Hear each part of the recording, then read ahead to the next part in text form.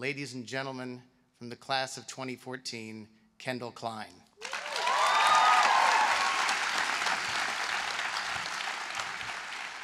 Hi, guys. It's been such a crazy 2 years, and I'm a little nervous, so I'll ask that we just take a breath together as fellows and breathe. Family, friends, trustees, staff, and administration, phenomenal faculty, and stewards of the industry, it is my absolute honor to speak to you today on behalf of my fellows, the AFI Conservatory class of 2014. As a group, we hail from more than 20 countries, and whether you've traveled across town in LA traffic or from the other side of the world, we are so grateful you are here to celebrate the closing scene in what has been an epic saga ranging from the sublime to the utterly ridiculous.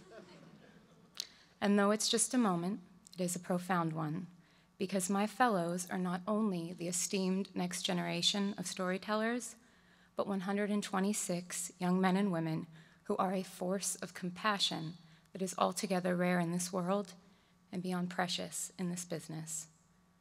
Before getting into film, as Bob mentioned, I worked with animals.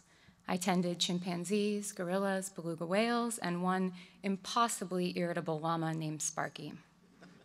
I loved spending my days in the company of animals because they lived lives of transparency, never concealing their need for connection.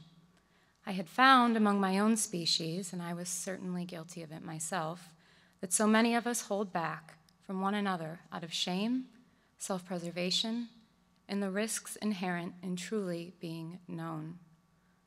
So I took solace in the company of animals, taking care of them instead of engaging with my own kind. But a feeling kept nagging that somehow my knowledge of behavior, knowing that mammals need to feel they have a place within a larger group, was keenly suited for storytelling, the very thing that reminds us we are not alone in our experience. Up until 2 years ago, most of us thought storytelling was rooted in intellect and in cleverness. We had wrongfully assumed we already had most of the answers. But in a breath, AFI debunked our hubris, telling us that emotional truth was at the heart of any affecting film, and that there were no answers, but instead only questions. And those had to be asked not in the privacy of the individual mind, but from somewhere much deeper, and as a group. And over again, the faculty kept repeating this word that seemed as intangible as stardust: collaboration. And we tried and failed with even greater splendor. And we began to worry that the thing we so dearly wanted to give our lives to might possibly lie beyond our capabilities. Even more difficult was the realization that our deficiencies as filmmakers, as collaborators, were deficiencies within ourselves. We were struck by the sobering reality that in order to ever understand the inner workings of the human heart, we first had to look very deeply within our own.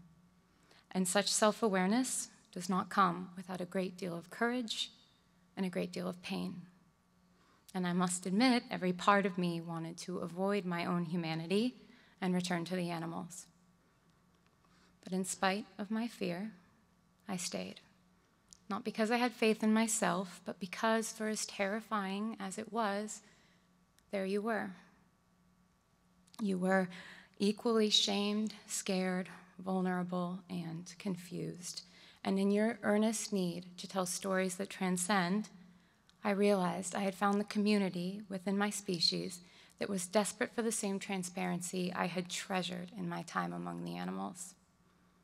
So as a group, we tossed stoicism and pride to the wind, allowing our work and ourselves to be picked and pecked apart, acknowledging, if not embracing, our imperfections. Because we were realizing, however begrudgingly, that human truth can only be reached in a vessel that is true. Over the past 2 years, with very little grace, but remarkable determination, we have moved from ego to humility, willingly and benevolently embracing the damage and dreams of not only ourselves, but of each other. We have learned that limitations and imperfections are of equal value to ability, because we now know that in order to be a storyteller, one must strike the delicate balance of strength and vulnerability. The degree we are earning today is in empathy. And having experienced the world through your eyes, your minds, and your hearts, I am proud and certain when I say that we have come so remarkably far.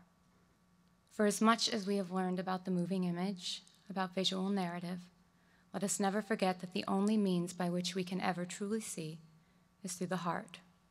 And that which is most important remains imperceptible until the sum of our parts, the camera, the design of the world, the direction, the production, the cut, and the story itself are assembled in a spirit of compassion and love. It is only through the unity of our talents that the hidden truths can be discerned. And after 2 years desperately struggling to understand the word collaboration, that is how I have finally come to define it, to collectively see with the heart. Don't ever let this business or the world make you doubt for a moment that your sincere desire to connect is anything less than majestic. And remember that as long as we continue to transcend our separateness through earnest storytelling, we will always be one. From the bottom of my heart, I thank you for teaching me that art need not be lonely. Congratulations.